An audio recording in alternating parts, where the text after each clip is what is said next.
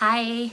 So I wanted to just touch on something that I learned when I started finding different audiologists. My advice to you is if you're searching for an audiologist, listening to your friends or getting recommendations is wonderful. I found mine via word of mouth or different people that suggested who to see, and for that I'm very, very thankful. I did get a couple of recommendations of audiologists though that really telling to me that maybe they weren't the people for me. Audiologists I very much respect because they do have to go through quite a bit of training. Thing is, most of the audiologists don't use hearing aids. They can't really relate if it feels uncomfortable, if you hear a ringing. When I tried out different hearing aids, I would describe it as a somewhat tinny sound, or like I was in a can, or background noise, and they were able to adjust it. So that was great, but at the same time they didn't really know what I was talking about, and they don't wear hearing aids, so they don't quite understand what it's like. If I had to give any one advice, I would say pick an audiologist that doesn't just sell one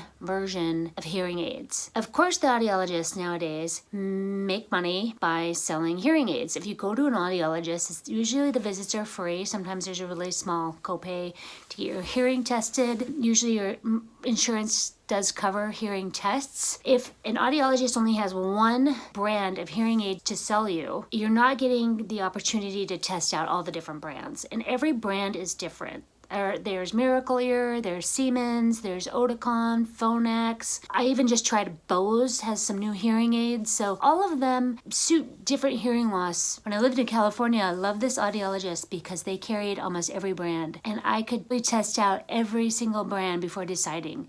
Now I'm wearing some hearing aids that I didn't even go to an audiologist for. I went to Costco, and they don't have audiologists. They have hearing technicians. She did my hearing test, and she could obviously gauge what my hearing loss was, and they have a whole program now. And honestly, I wouldn't be surprised if there is an opportunity for us to just do the hearing test at home ourselves. This hearing technician was able to at least calibrate the hearing aids so they worked for me. I went there because I was recommended that their hearing aids were good. So of course I wanted to try those out, and they're also much more cost effective. Do your research, find an audiologist that gives you some options so you can test out the different ones. Don't forget to like, subscribe, and follow my channel.